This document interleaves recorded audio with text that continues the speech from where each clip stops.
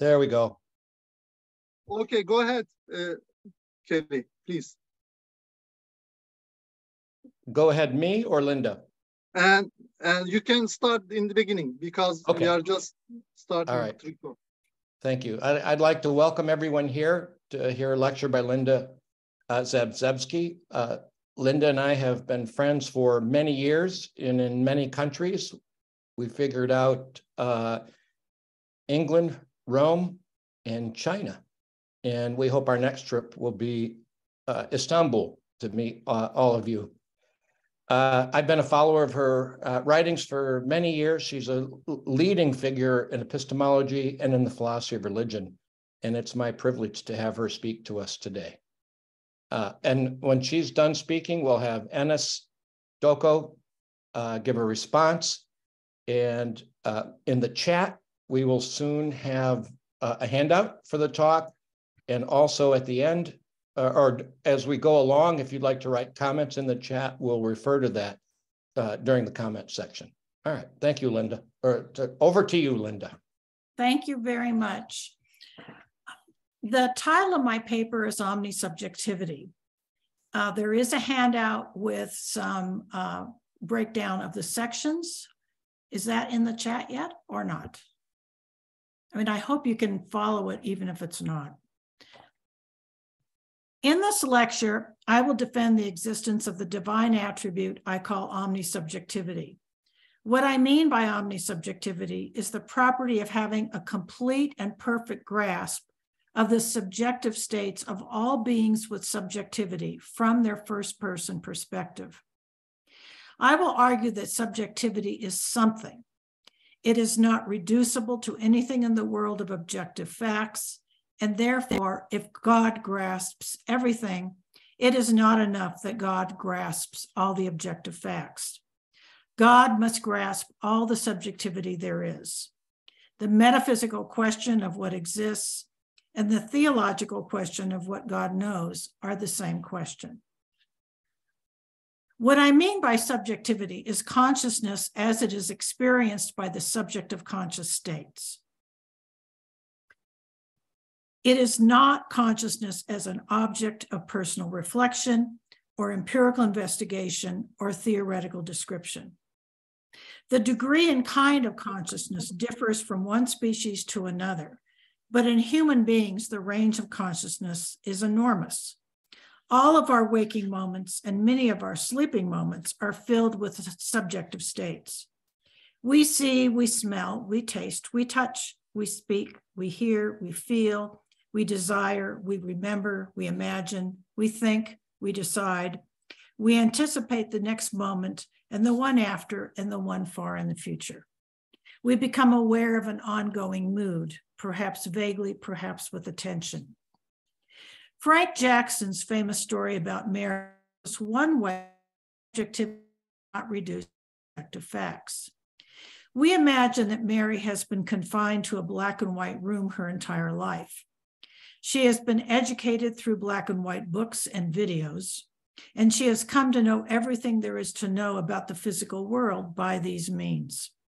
There is no physical fact that Mary does not know, including all the physical facts about color and color perception, including her own color perception.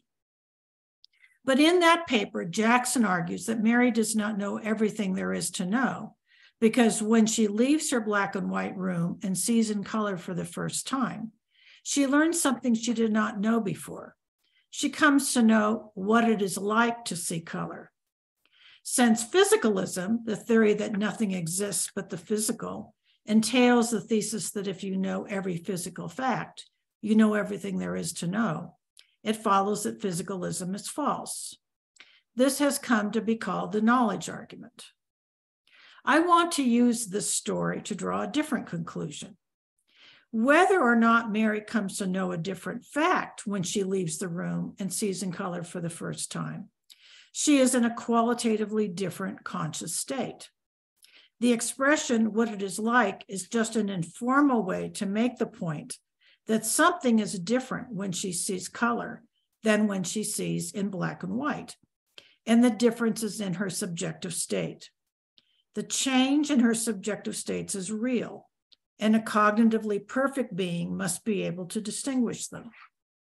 The story about Mary shows that there is a real difference between Mary's subjective states before and after she leaves the room. Jackson used the story of Mary to argue that reality cannot be reduced to the physical. My conclusion is that it cannot be reduced to the objective, whether or not the objective is exhausted by the physical. The problem raised by the existence of subjectivity is not just a problem peculiar to physicalism. It is the problem that there is a feature of the universe that contrasts with the objective world and cannot be grasped by grasping the objective facts, even objective facts about conscious states. Jackson changed his mind about the knowledge argument against physicalism, but his change of mind does not affect my point. Jackson argues that his mistake in his 1986 paper was in confusing intentional properties with instantiated properties. When we see something red, it is tempting to think that there is something out there in the world that is red, and that our perceptual experience represents something that is the instantiation of red. But according to the intentional account of sensory states that he later accepted, there is no object that is red. We represent what we see as red, and we can be correct because that is how our sensory experience operates when we see objects that have the physical properties of red objects. When Mary leaves her uncolored room and sees red for the first time, she represents objects as red for the first time. And there is a physicalist account of how that happens in her brain when she represents objects as red. But she does not learn anything new about the world of red objects. Significantly, Jackson does not deny that she learns what a new experience is like. But Jackson says that this is no problem for physicalism, since physicalists can allow that people can sometimes be in states that represent things as having a non-physical property. What physicalists deny is that such properties are instantiated. My argument about Mary does not depend upon positions on what properties are instantiated and whether Mary gains new knowledge of red objects when she leaves her uncolored room. It is sufficient to maintain that Mary's experience changes when she leaves her room, as she would undoubtedly exclaim excitedly upon leaving the room.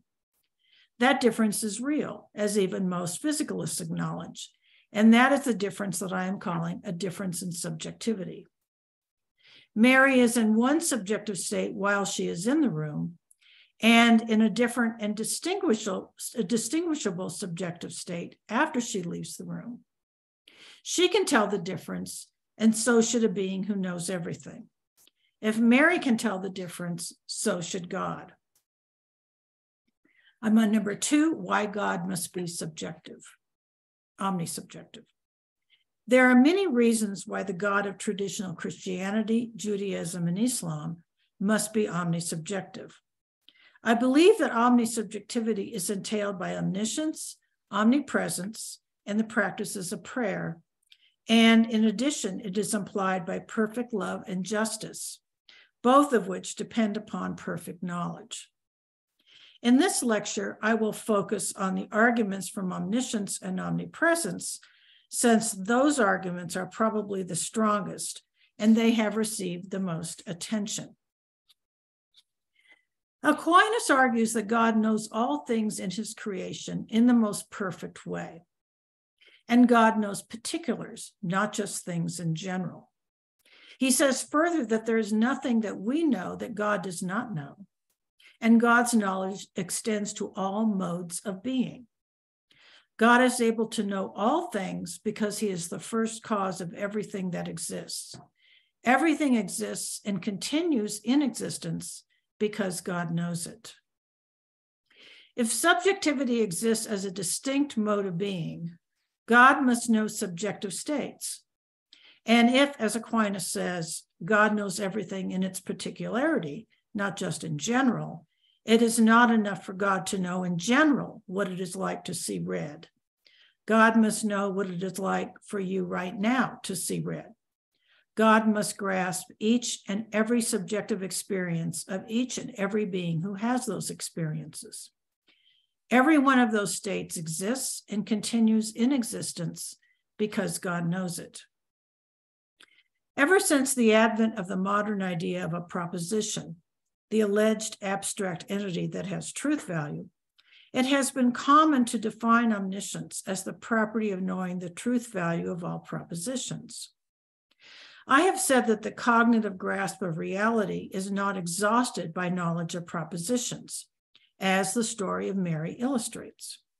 Suppose, however, that someone maintains that knowledge of the truth value of all propositions is sufficient for omniscience, and so omniscience does not entail omnisubjectivity. Notice that that move does not avoid the commitment to omnisubjectivity.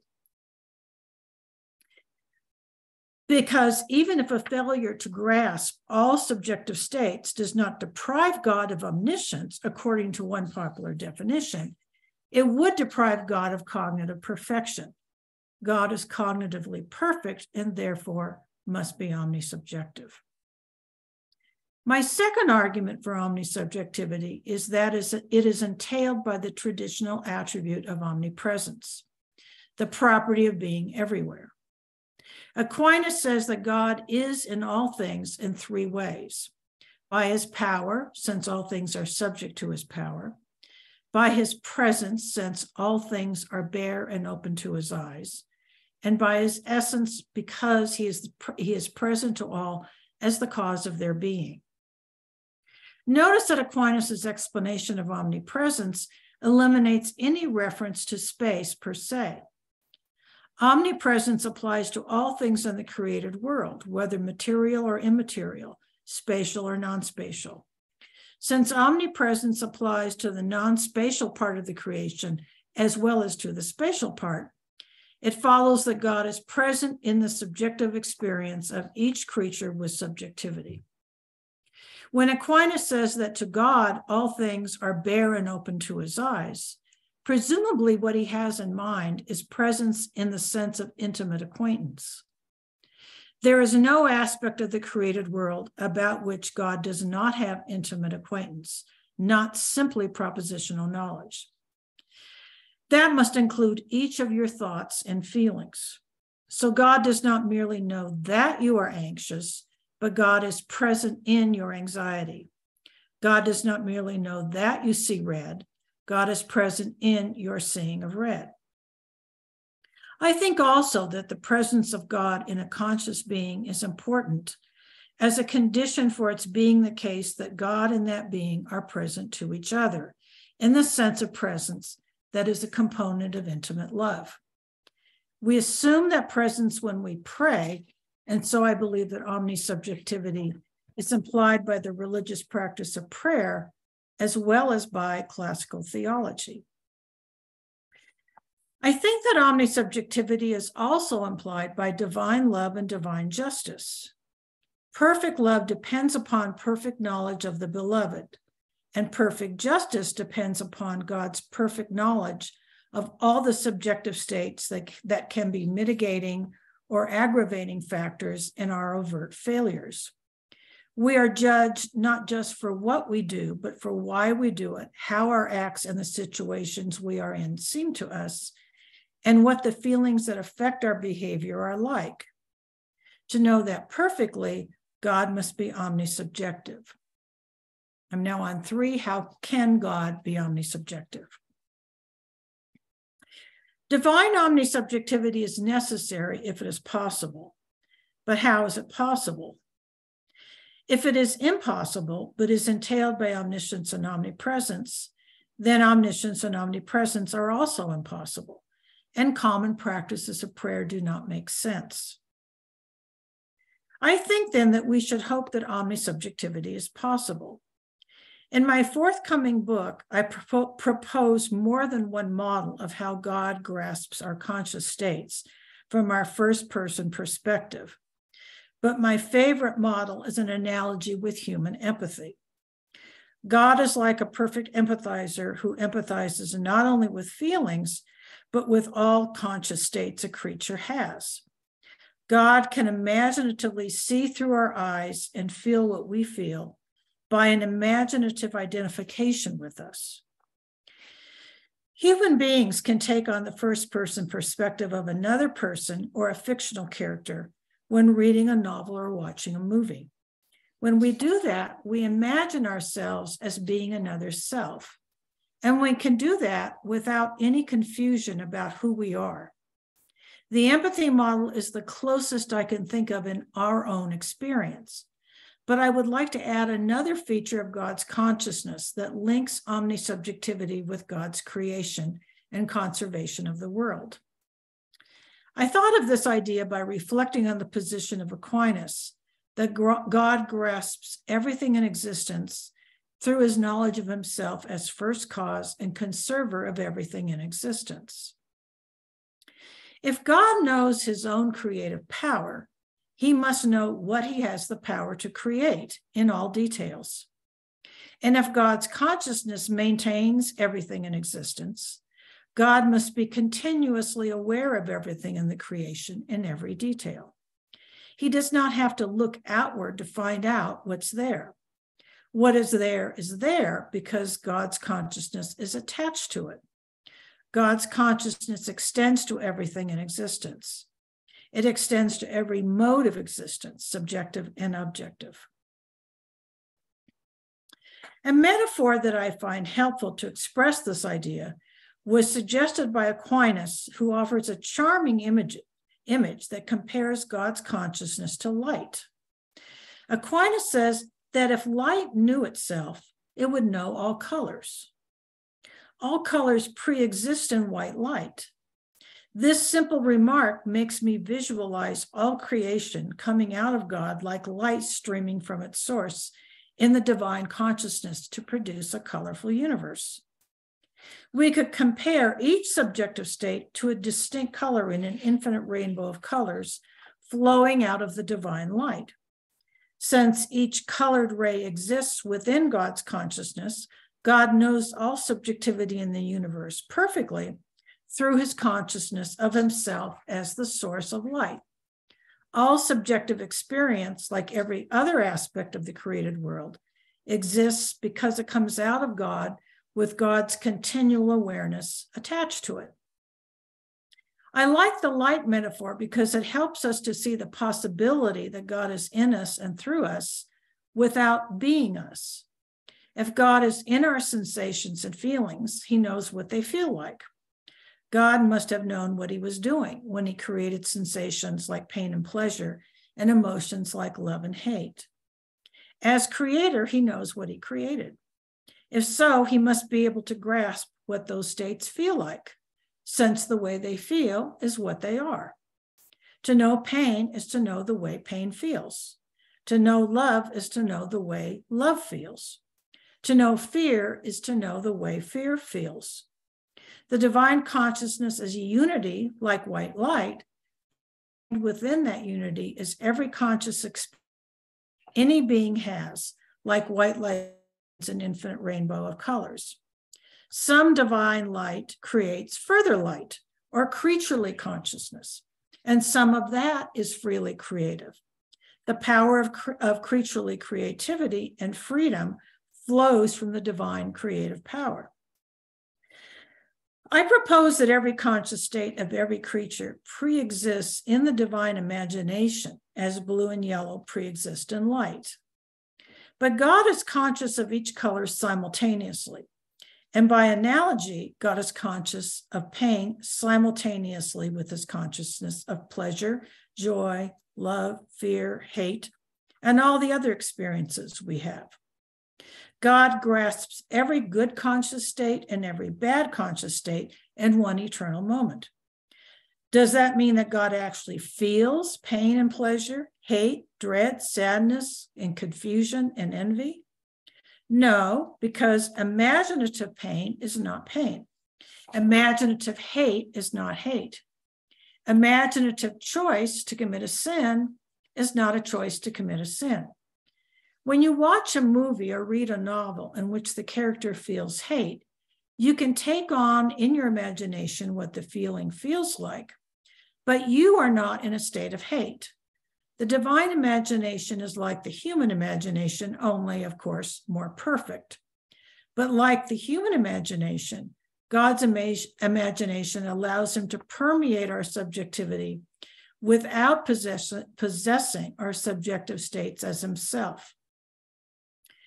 Panentheists will want to say that God actually feels our hate and envy and pleasure and pain. But I intend this model to be acceptable to theists who have a traditional classical understanding of God. We are not identical with God, and our subjective states are not identical with God's subjective states. But God is able to perfectly grasp our states in his imagination. The moral objection and the holiness objection.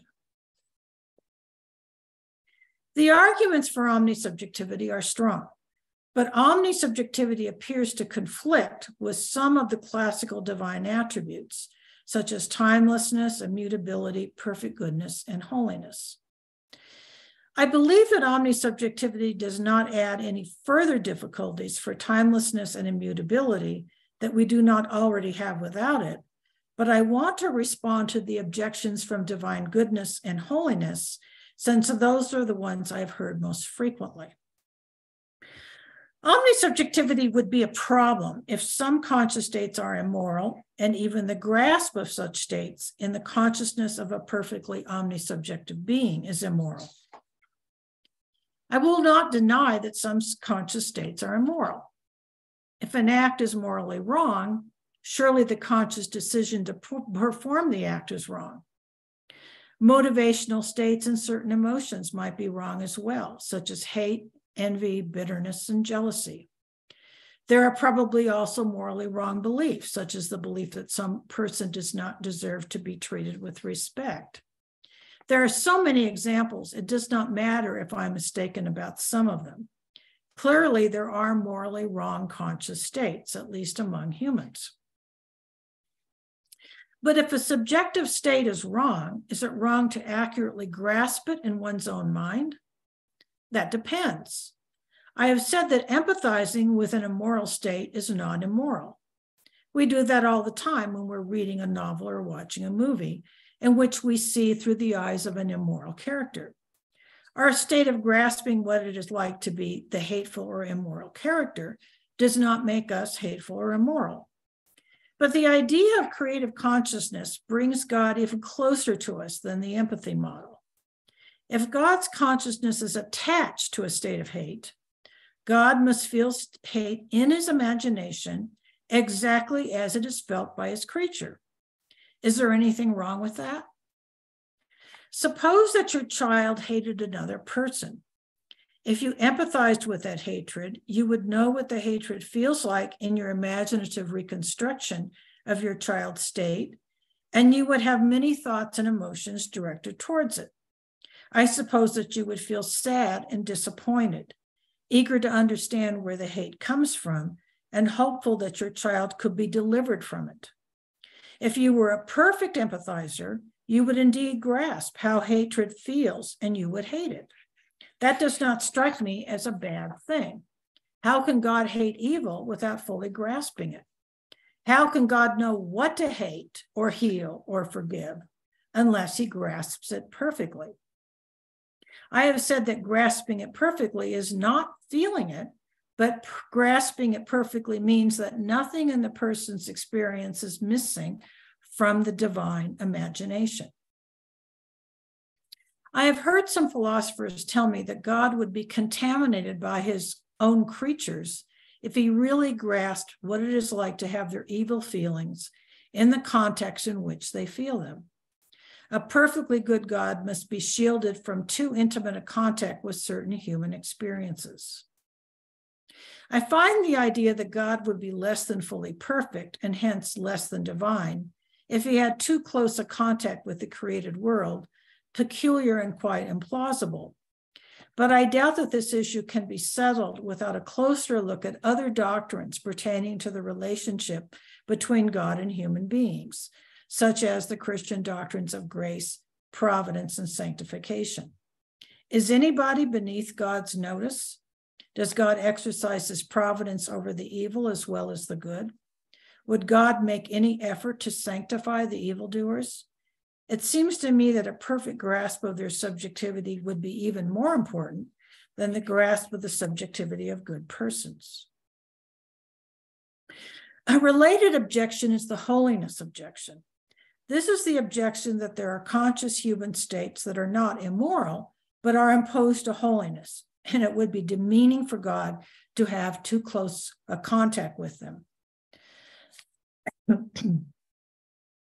Ryan Mullins calls this the problem of creepy emotions.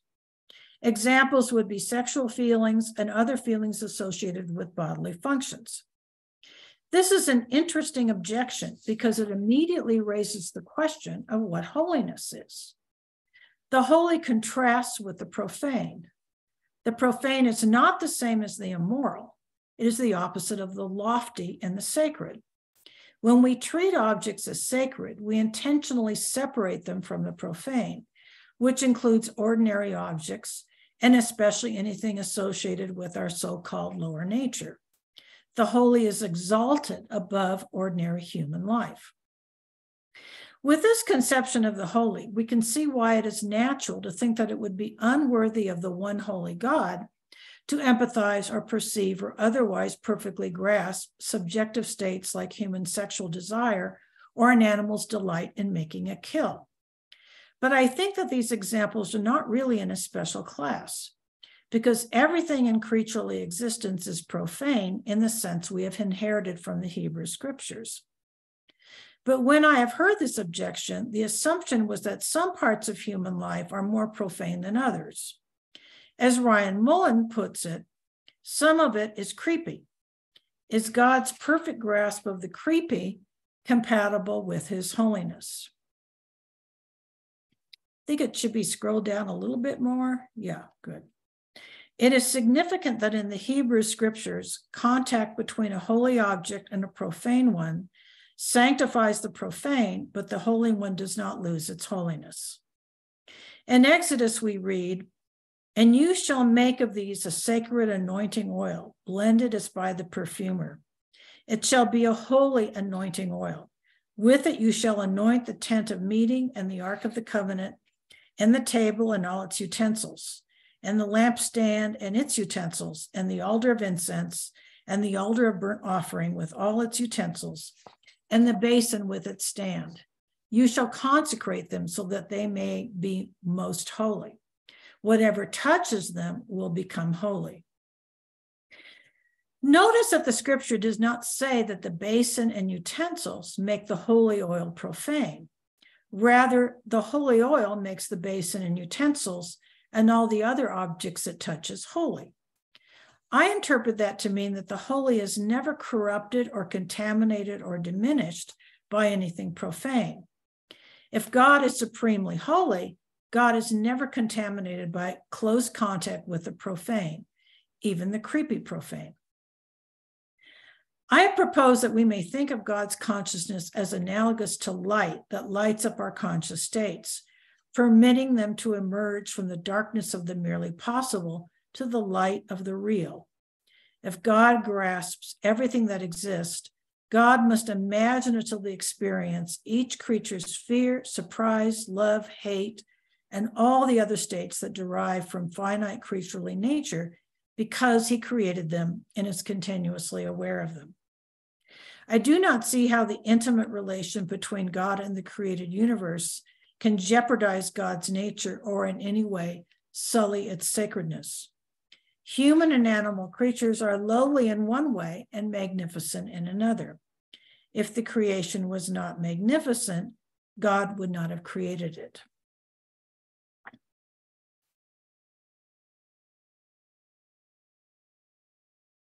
The last section is called Being from the Inside and from the Outside.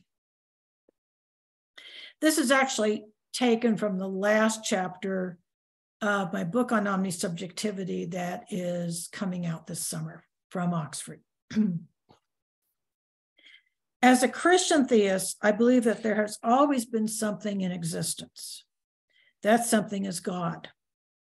Everything other than God himself was created by God. That belief is common to the three major monotheistic religions that derive from Abraham. God is personal, either three persons in Christianity or one person in Islam, and persons have subjectivity. Subjectivity is the inside of a person. So subjectivity existed from all eternity. The created world exists because of divine subjectivity. In this lecture, I have stressed the contrast between the subjective and the objective. We might ask ourselves if the contrast goes all the way down to the deepest level of reality. Is there a real distinction between the subjective and the objective in God? Does the answer to that question have any implications for the connection between subjectivity and objectivity in the created world? One of my favorite lines in all of philosophy is Aristotle's proclamation that metaphysics is the study of being qua being. Being comes first. I like that because what we mean by being is neutral on what it is or who it is or how it is known. If being is or includes subjectivity, that would affect the way we investigate it. But after a good start, Aristotle goes on immediately to talk about substances, which are objective features of the universe. Quoting Aristotle, "There are many senses in which a thing is said to be, but all refer to one starting point. Some things are said to be because they are substances, others because they are affections of substances, others because they are a process towards substance, or destructions, or privations, or qualities of substance, or productive or generative of substance, or of things which are relative to substance, or negations of one of these, or of substance itself." We speak of substances when we treat being objectively. We do that because we have been endowed with minds that need to classify in order to understand. And Aristotle does a magnificent job of classifying being into substances and their derivative features. But as Heidegger points out at the beginning of Being and Time, being cannot be conceived as a substance or any kind of entity. Heidegger says, "Being as that which is asked about must be exhibited as a way of its own, essentially different from the way in which entities are discovered. Accordingly, what is to be found out by the asking, the meaning of being, also demands that it be conceived in a way of its own, essentially contrasting with the concepts in which entities acquire their determinate signification."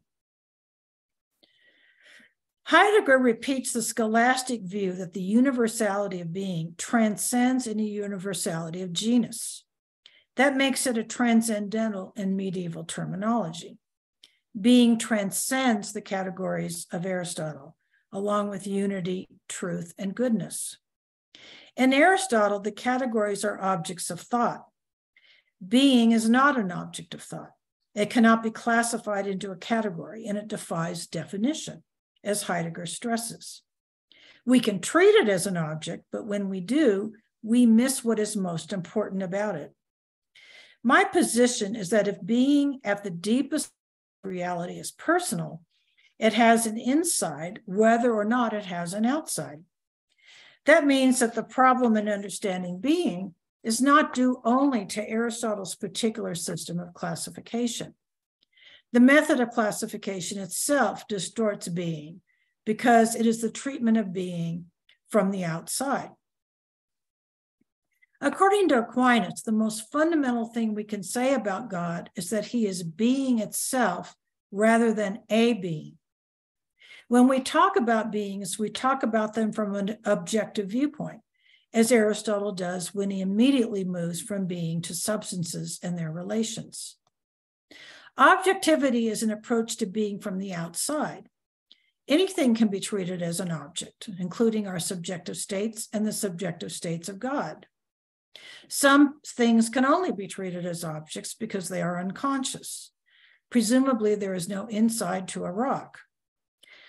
But God only has an outside relative to us and any other created intelligences. It is because we are in the outside attempting to understand God that we say that God has an objective nature, one that can be grasped by human minds and communicated from one mind to another. In contrast, God's subjectivity is something God has and would have even if we did not exist. It is God from the inside. God from the inside is eternal. God from the outside is not, since there was not always anything outside of God. It was possible from all eternity that there was something outside God, and God eternally knew that possibility and what it would be like from the outside. But the actuality of God's objective nature depends upon divine choice in the creation. The actuality of God's subjectivity does not. I believe that God created objectivity when he created the world. Divine subjectivity was uncreated. From that, I conclude that subjectivity is primary. It is primary in God, and so it is primary in reality as a whole. I have argued that the view of God in the great monotheistic religions entails that God is omnisubjective. Only a being with subjectivity can be omnisubjective. So God himself has subjectivity. God's subjectivity has always been a feature of religious practices of prayer. I hope that it will become a more central issue in theology and philosophy of religion. Thank you. Thank you, Linda. I will turn this over to Enis for comment. So, thank you very much, Linda. I have been a big admirer of your work since I started to do work on philosophy of religion. And when I was young, like in the high school, I was engaged in Sufi practices. Still, I continue to practice Sufism, not that much, but some of the practices which we were doing, in my opinion, made more sense to me when I read your work on omnisubjectivity. Oh, thank you. Well, personally, I believe your perfect empathy model, of course, we are discussing here from philosophical perspective, but I believe it is a very useful tool from Sufi perspective. It can help make people a better person. So in Sufism, we try to get rid of the negative emotions on human consciousness. So we want to get off anything bad which will force us to make sin or to become bad person. And usually it is the belief that it starts with the negative emotions. The practices involve you to connect with God, actually to disappear in God, that's the term used, so that all your inside emotions would be emptied, because you would be aware that God is perceiving you and you don't want to be known by God as a person with negative emotions. Now, if you believe in omnisubjectivity, then this becomes, of course, much stronger. If you believe that God shares all your emotions, perceives your emotions, then you would be forced, if you are a sincere believer, to become a better person by getting rid of even the negative emotions, not just the actions, but you will try to minimize the negative emotions. So I believe, even though I don't know any study carried out, it would be interesting to test what would be the effect of believing in omnisubjectivity on human moral behavior. So I think it's an interesting question which needs to be investigated. If I were a psychologist, I would definitely try that. So I'm going to read a portion of my paper which we wrote with one of my students. The paper is not published, but the main subject was whether omnisubjectivity is consistent with Islamic thought. And our conclusion was that it is. So I'm going to just read a couple of paragraphs from that paper, and then I will finish. So, okay. Primary revealed sources of Islam, Quran and the Hadith, are apparent when it comes to God's knowledge. His knowledge is absolute and nothing is hidden from him, including the material world. According to Quran, Allah's knowledge is encompassing everything, no matter how insignificant that thing. he knows it. I quote Quran. He is the knower of the unseen. No atom's weight escapes him, be it in the heaven or the earth, nor what is smaller than that or larger. All are but in a clear record. This divine knowledge also includes the most personal and intimate thoughts humans have.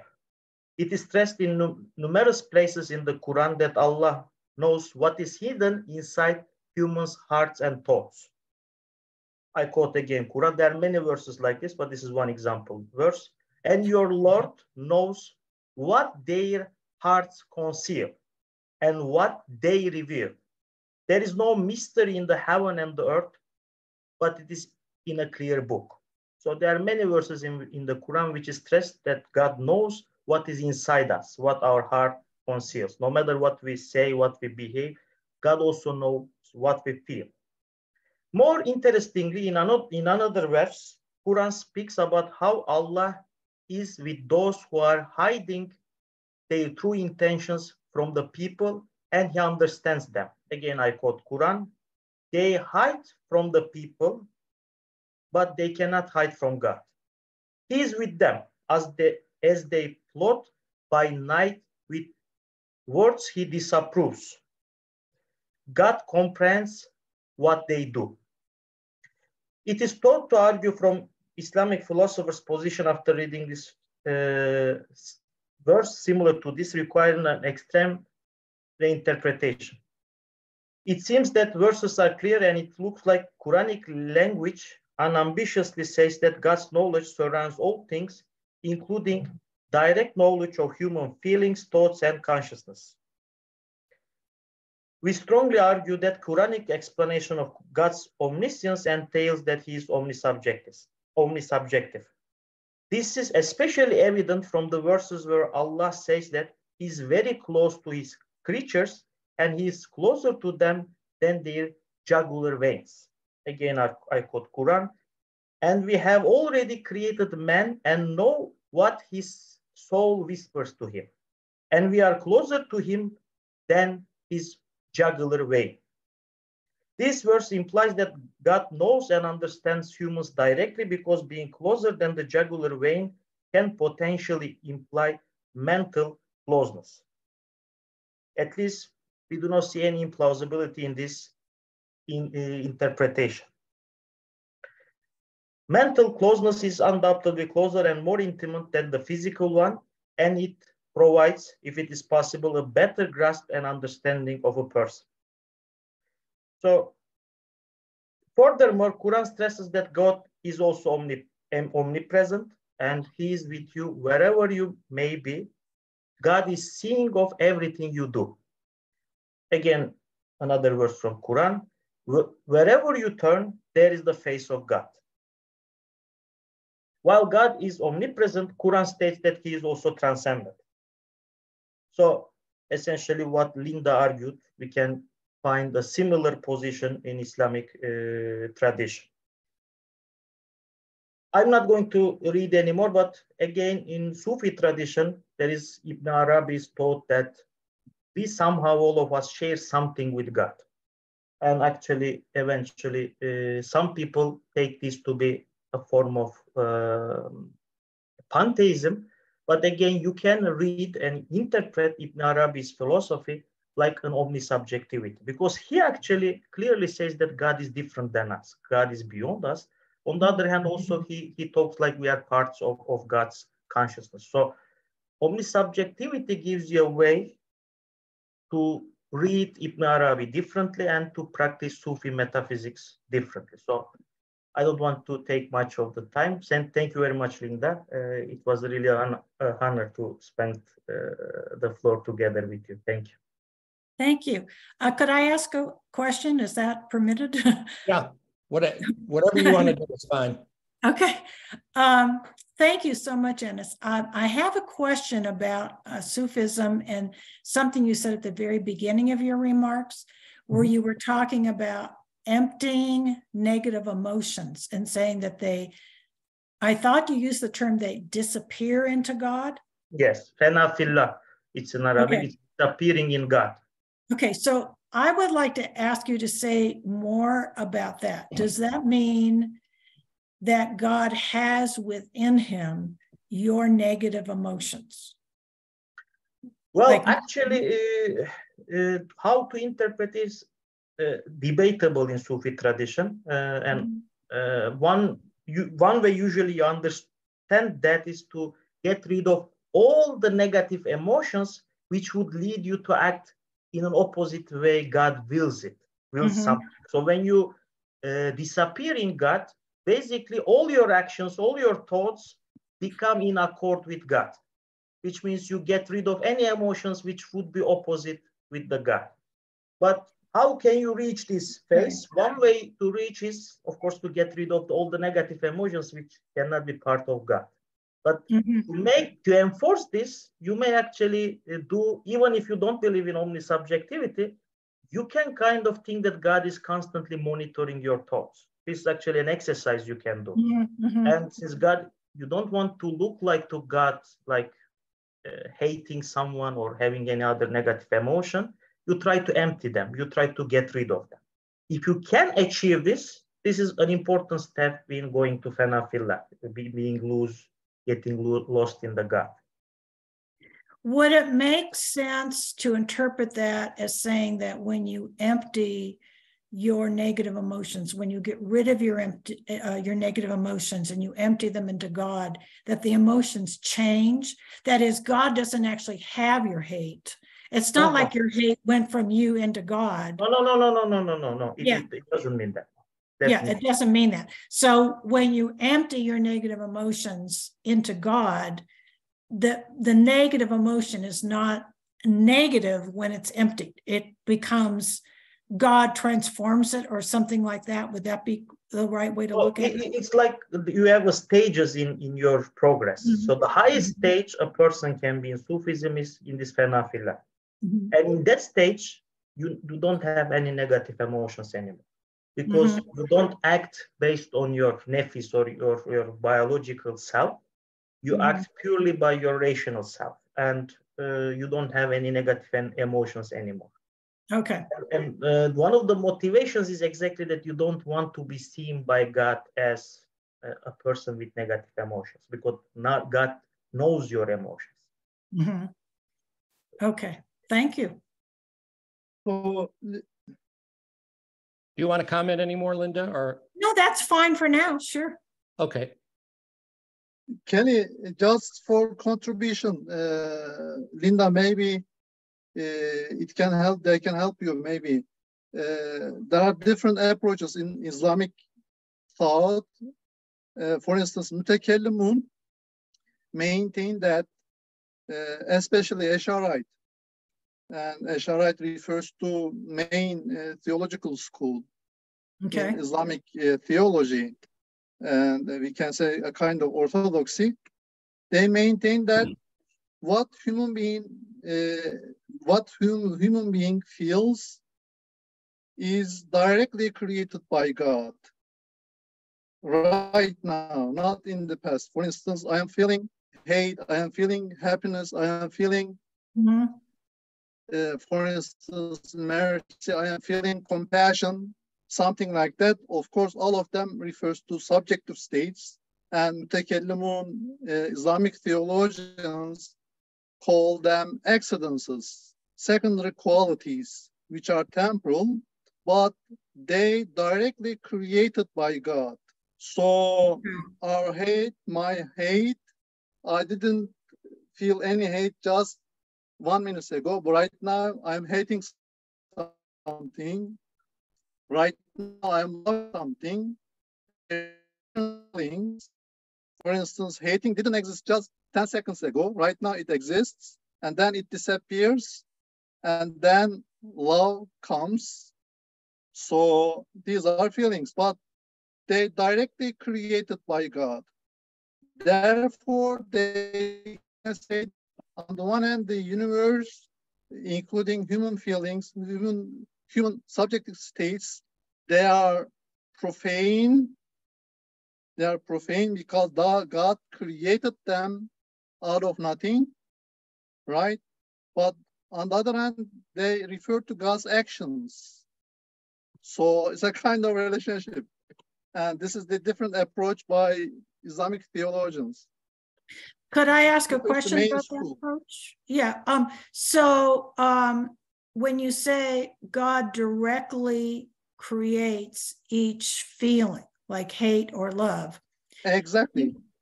When you say directly, do you mean God creates at that moment?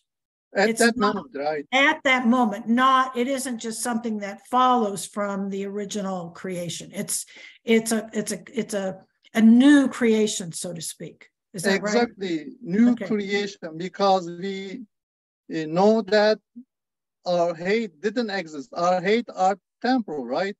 I see. Okay. It appears.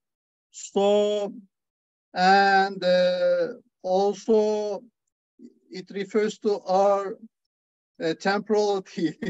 We can't get rid of this kind of temporal states. Also, it refers to omnipresence of God.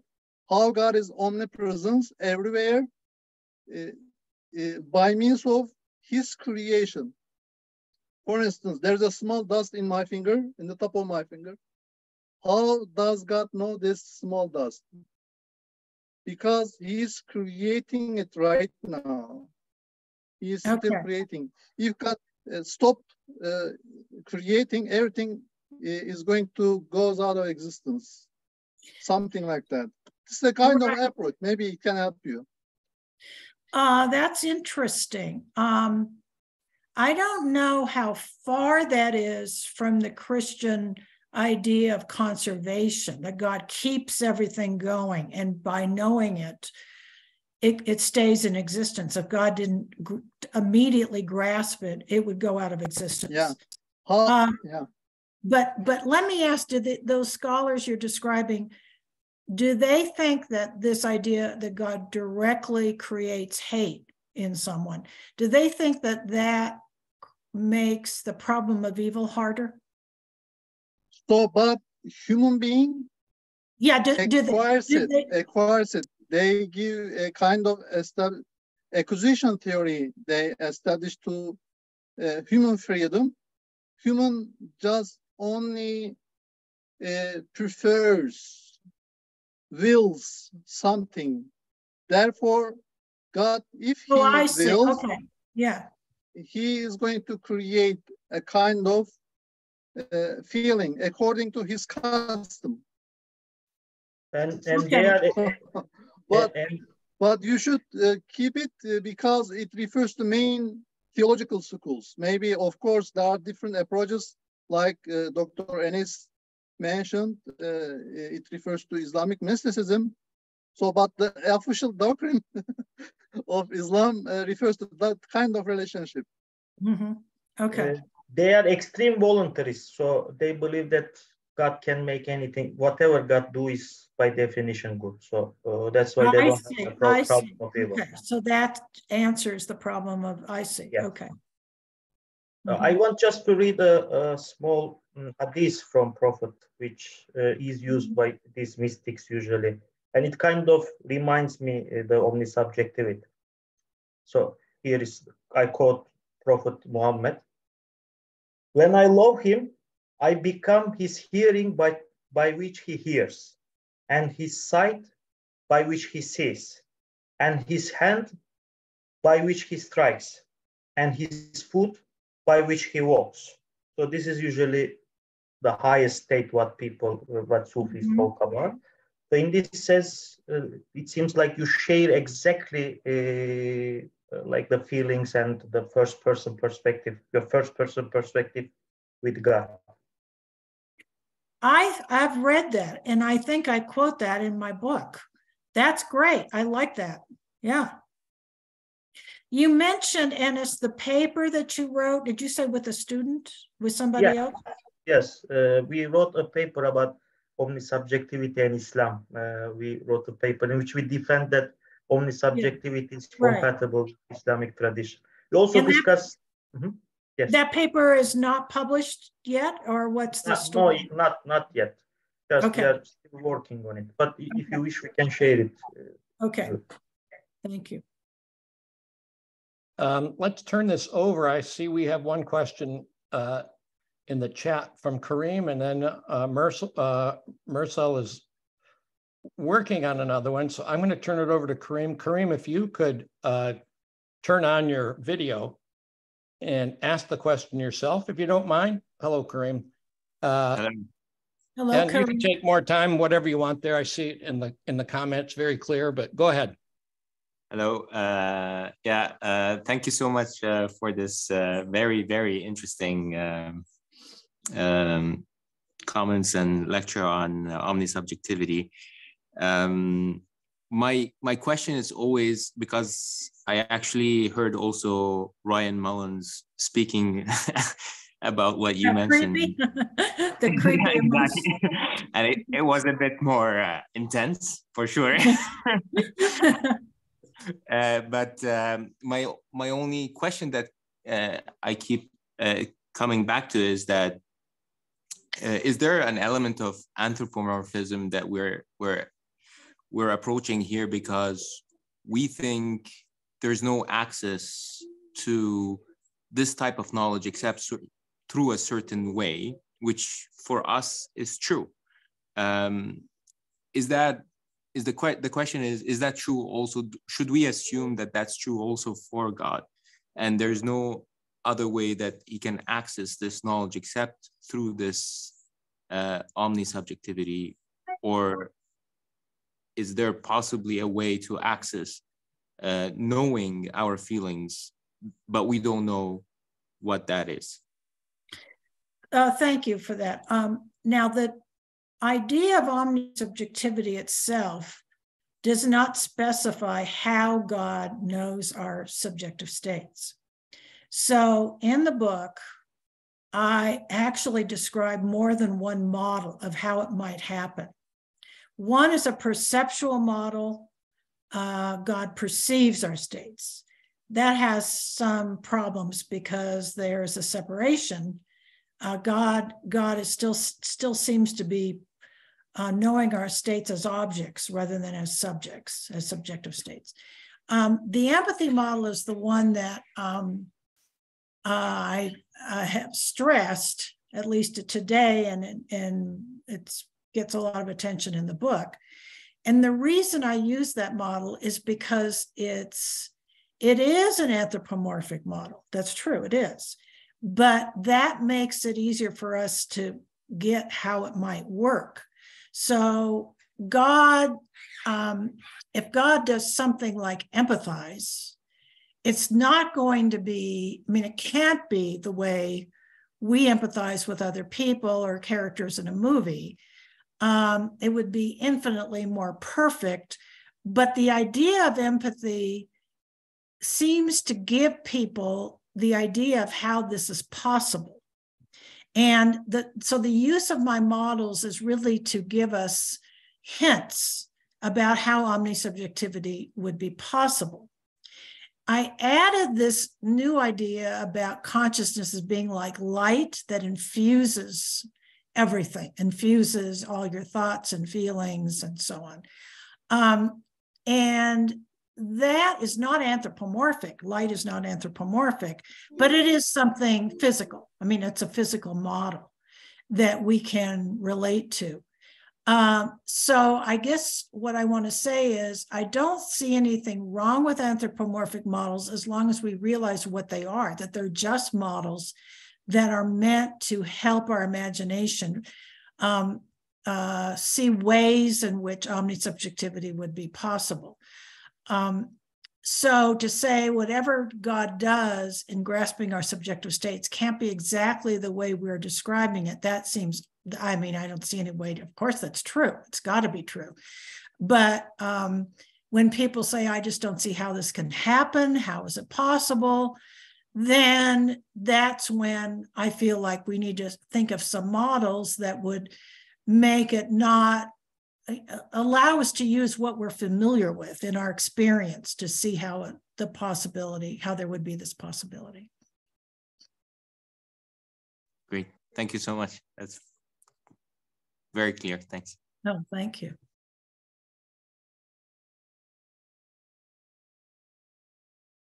Sorry, I was talking to my doctor's office.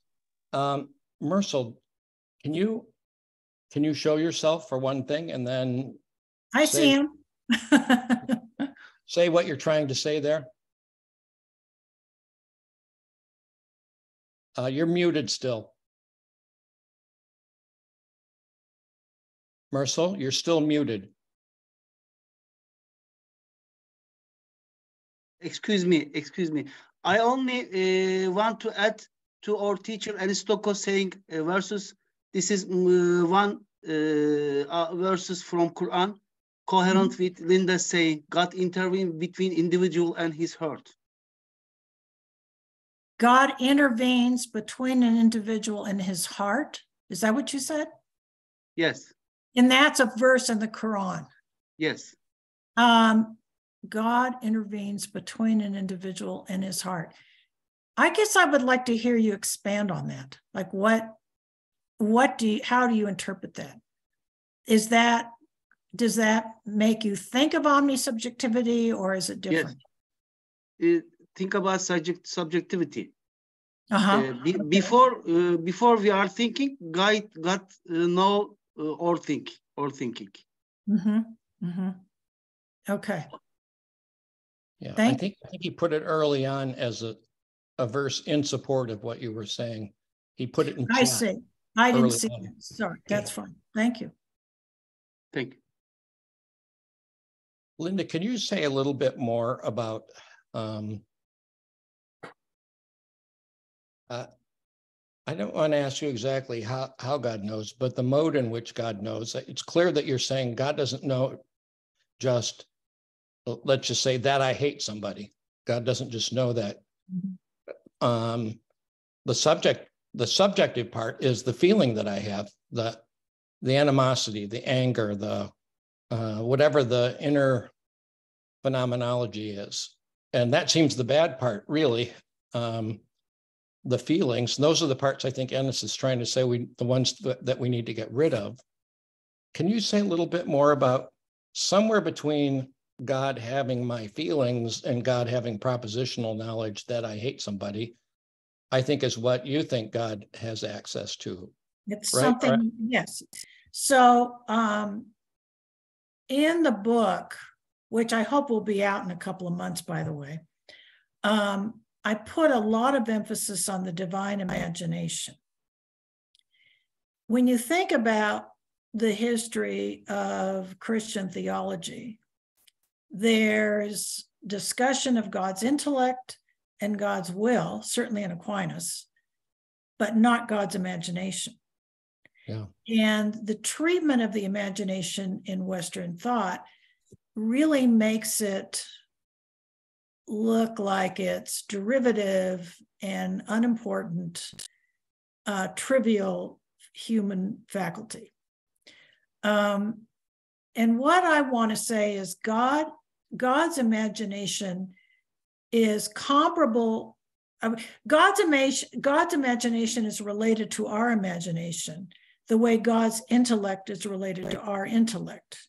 The terms are used analogously, and in Aquinas' sense of analogy. God's imagination is infinitely more perfect than ours, but we can get some hint as to about how God's imagination operates, about our imaginations operate.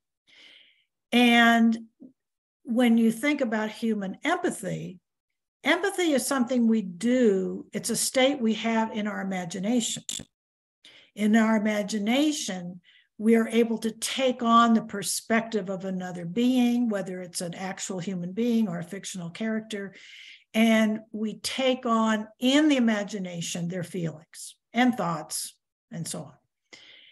And so what I want to say is God takes on in his imagination the subjective states of every creature who has such states, and taking on in the imagination, if it's a feeling, then God has to take on in his imagination how the feeling feels, because the way a feeling feels is what it is. A feeling just is. Yeah. Something that feels a certain way. Okay. Yeah. So God has to take that on in his imagination, which is different than the propositional knowledge that you have the feeling. But I also want to say it's not the same thing as actually having the feeling himself. So, and again, this is analogy again with human imagination, but in the human case, you can, so to speak, take on in your imagination the hate of a character you're watching in a movie. You get how the feeling feels. But that's distinct from actually hating yourself. Hating is different than imagining hate. And so that's the difference I'm trying to build upon in my model of how God is omnisubjective. So it's not feeling, and it's not knowing a propositional fact about the feeling. It's taking on the feeling in the imagination. So let's just leads to one question then. Is there something, or is there some mode of knowing then that I have that God doesn't have, that omniscience, or does this create a problem for omniscience, that there's some part of subjective experience that God can't have? Well, why would there be a part of your subjective experience that God can't have? I mean, God can have it in imagination, but God doesn't have certain feelings. Is that what you mean? Just the fact that I don't have them. It's not in my imagination. It's like in my body. You actually have, yeah. Okay, so you can hate. God doesn't hate. There's something you can do that God can't do, namely hate. Is that the idea? Something like that, yeah. Yeah. I'm trying to get the whole thing. Yeah. No, I see. I'm not sure what to say about that, because I mean, if you look back at contemporary literature in philosophy of religion a few decades back, there was some debate about how do we say about the fact that God can't sin? Does that thwart his omnipotence? There was and people talked about Aquinas' way out of that, and so on and so forth. Well, it's related to that. There are certain things God can't do, but God can't do it because it conflicts with his divinity. But what I want to say is that's true. I mean, I'm willing to say God can't sin, God can't hate, but God can fully grasp what it is that he can't do in his imagination. And that's about as good as you would want it to be, I think. Yeah. So I want to back up to the creepy stuff again. Okay. If you don't mind. I think that there's a lot of people that, like contemporary Trumpers, for example, who think God hates liberals. I don't know, that there's all sorts of things God hates, like transsexuals and homosexuals, and the list could go on. And then it's not hard for them to think of God as hating. Look in the Old Testament, looks like God hated the Canaanites and said, kill every man, woman, and child. So hate, no big deal. But does God feel same-sex attraction? Does God feel what it's like to like gender dysphoria? When you get into the domain of sexual purity, that really creeps people. That gets people. That's the thing that gets them. Like hate, no big deal. Oh, but, yeah. I see. So they're more upset about the creepy sexual stuff rather than the hate stuff. I see. Yeah, the purity stuff really it disgusts people in a way that I don't know what.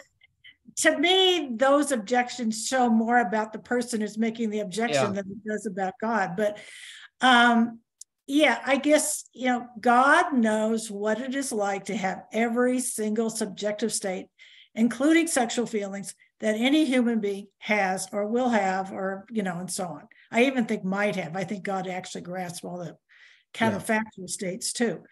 So does God grasp what it is like to have homosexual feelings? Yes. that's no different to me than knowing what it is like to hate or any other feeling. So God grasped all of it in his imagination, and it wouldn't even exist if God were not aware of it. So I think that part is actually important, that the existence of everything in creation not only goes back to God as first cause, but it's conserved in existence by God's continuous awareness of it. Yeah. All right. Yeah, I sort of wanted to get to come into the creepy stuff in another direction for people to feel the pressure some people feel. I think a lot of religious people feel that the creepy problem. Can I just ask you one more? I don't. Karim has a follow-up. So, can I just ask yours, because this is a follow-up? Yeah, go ahead. I don't know if the Muslims hold some sort of doctrine of divine impassibility, but I think the medievals had something like that embraced this view, thought that God had no upsetting emotions, and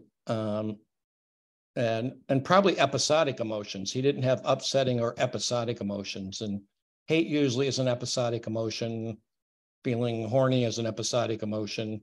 So God doesn't have those, and they upset his equanimity. All of those are, God just goes along like this all the time. They're all passiones, to use the Latin. So he can, God can be perfectly loving all the time, no problem, but hate requires. Right. Yeah. So anyway, do you address the issue? Yes, I do. I have a section on whether omnisubjectivity is compatible with timelessness, immutability, and impassibility. To give a quick answer, I argue that there's no additional problem for the attribute of impassibility when you add omnisubjectivity than if you didn't add it. It's the same issue. It's an issue that you would have anyway. And I think that there are reasons to think God has emotions that are completely independent of omnisubjectivity. But introducing omnisubjectivity doesn't really change anything. All it means is that God's imagination is able to grasp all these episodic emotions that you're mentioning, all these passions.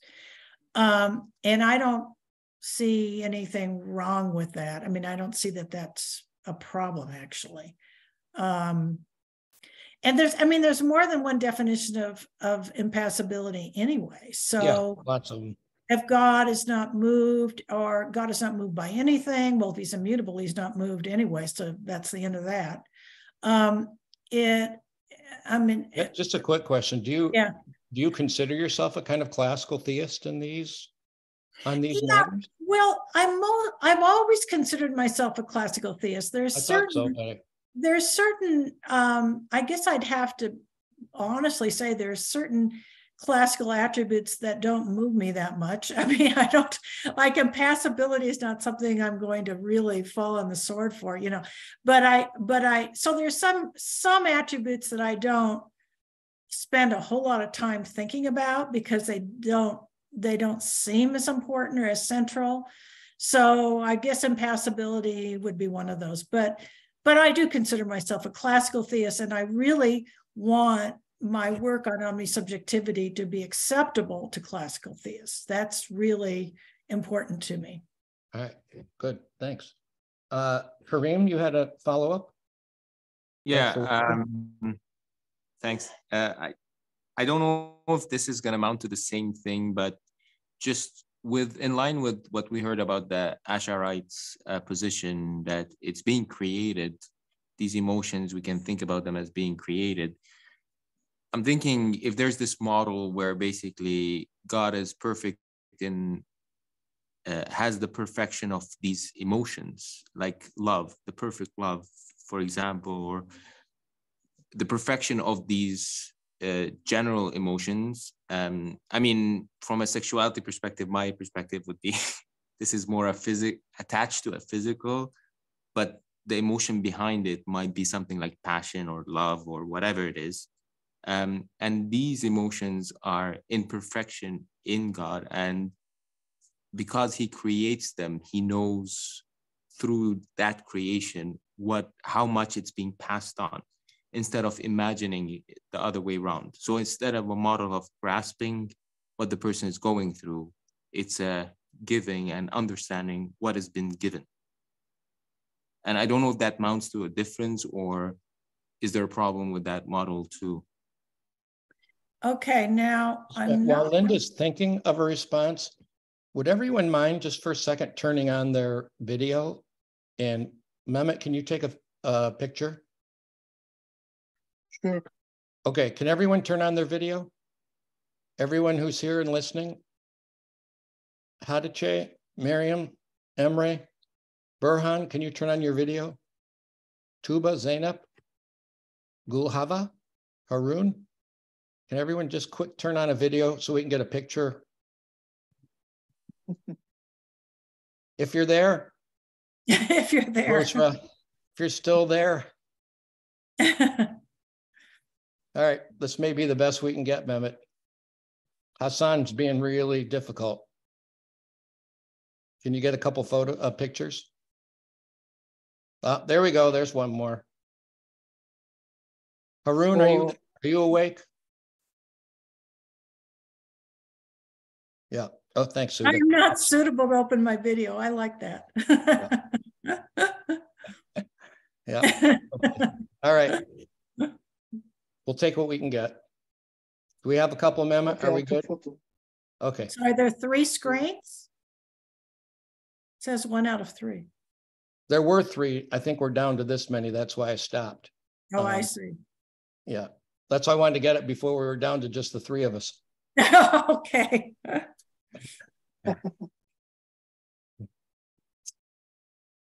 Hey, said Anur, I'm also not suitable for a video, but I did it anyway. Yeah. All right. Linda, Now, do you have sorry. I have to say that I did not fully understand what Kareem was saying. Can you repeat that a little bit? Because you want to know if if there's a difference in your model than the one I'm talking about. Is that right? Yeah, exactly. So I'm saying a model where basically God has emotions in perfection. So for example, perfect love, all of that. And then these are like, we can think about them like Plato's ideals. And then these are mirrored down in. Oh, I see. I see. So that all the human emotions are like participations. Yeah. Like Plato has participations in the forms, there's participations in the perfect emotions. Yeah. That's interesting. Now, on the view you're talking about, would there be such a thing as perfect hate, or is there no such thing? Maybe a perfect hate, which is just hate, for example, or something that could be justified, or it could be also the complete lack of love. Yeah. But I don't know if it really makes sense, but an argument could be. Well, if you like the Augustinian idea of evil being a privation of good, you might think that hate is a privation of love, and the maximum hate or extreme hate or ultimate hate would just be a complete maximum lack of love. So it's not a positive thing. It's a privation of being rather than being of a different kind. I don't have any particular reactions. I don't know what to say about that as a model. I mean, when I suggested this idea that I just got from reading that one line in Aquinas, that if light knew itself, it would know all colors, that does give the idea or gave me the idea of subjective states as somehow coming out of God, where God is perfect pure light, to use that analogy, and then all the colors come out of God. That might be compatible with what you're suggesting. So I'm not sure how to answer the question, actually. So does this question, by the way, cause a problem regarding, for instance, two opposite qualities cannot exist at the same time in the one substratum. Oh, For I instance, see. Okay. At Love the same and hate. time, for instance, sometimes we love, sometimes we hate. What we can carry at the same time, both love and hate at the same time. If we ascribe these two qualities to God's entity, since God's entity is eternal, other qualities are eternal, therefore it would turn out that God is the state of eternal hate and eternal love. It turns out a contradiction. I see. One Yeah. entity carries both opposite qualities, something like that. But Islamic theologian usually doesn't give imperfect quality to God's entity. Usually they give perfect qualities, for instance. Yeah. And That sounds also right. Yeah. knowledge is very important. It seems very important. What does it mean God knows we are hating something? And does it mean that God really feels our hate a kind of subjective state, a human-like state, something like that? I think we can solve the problem by means of knowledge. God knows something like that. But it turns out that can we reduce all these emotions to knowledge? I don't know. Well, that's why, I mean, I think, as I mentioned a minute ago, I think the divine imagination is important as a way to understand how this is possible. I mean, you can hold a lot of conflicting emotions in your imagination. Our imaginations aren't that great. And so we go from one to another, but I guess I don't see why it would be impossible for God in his imagination to hold imaginative reconstructions of conflicting emotions in his imagination. I guess I don't think that would be impossible. Because it's not as if God is loving and hating simultaneously. God is imagining love and imagining hate simultaneously. Does that sound possible to you? So, but are they temporal in terms of God's existence? Well, I mean, for I'm God neutral. Yeah, well, I'm neutral. And then he starts. Sorry. Well, I'm not sure if you're asking if I'm saying that God is temporal. Is that what you were asking?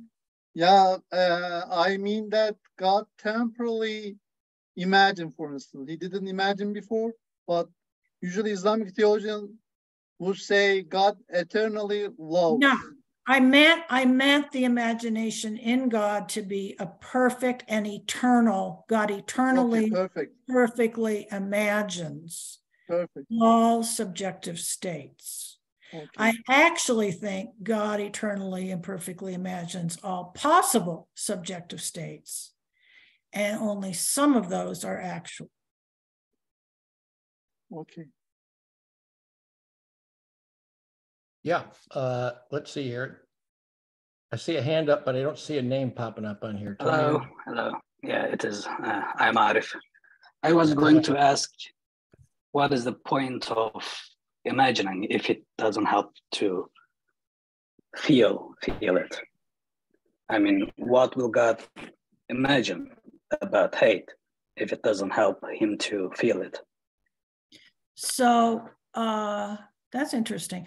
So you think there is no point in imagining a feeling if it doesn't help you feel?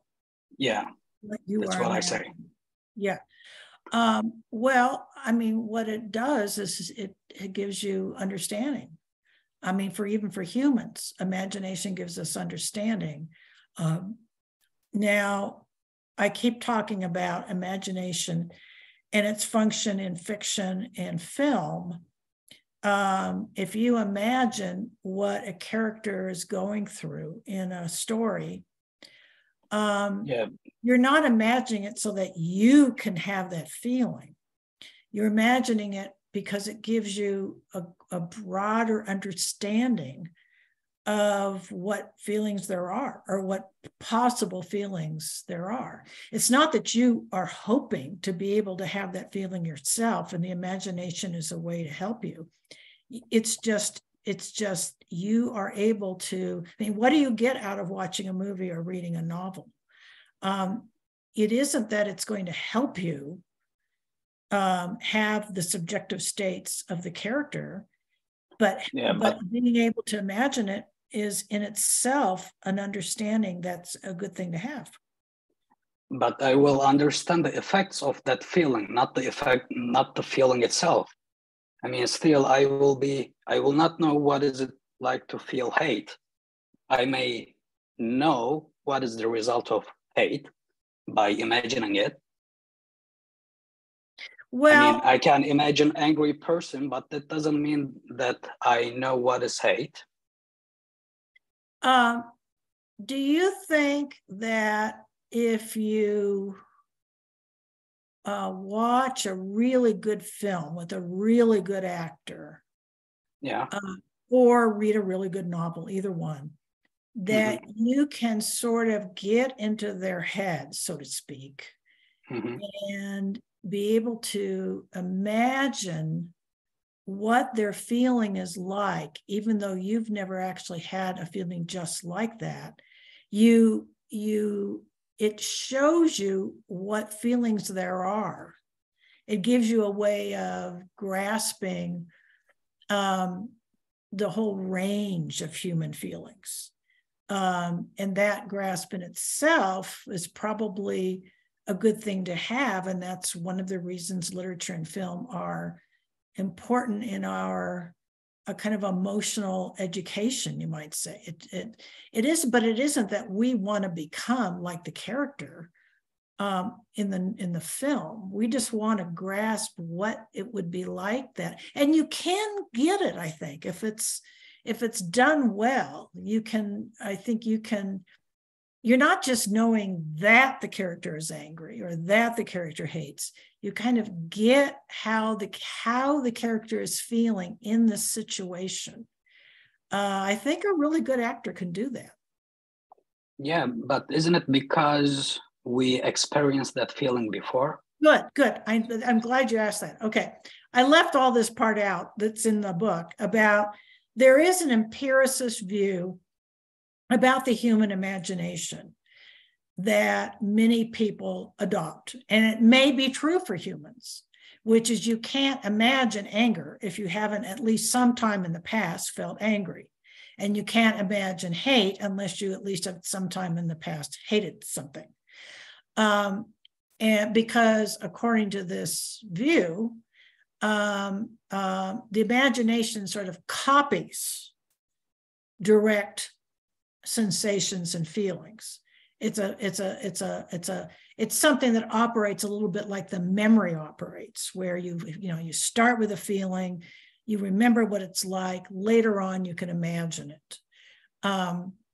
And that might be true for humans. I actually suspect that it's not even true for humans, but let's just grant that that's the way human psychology operates.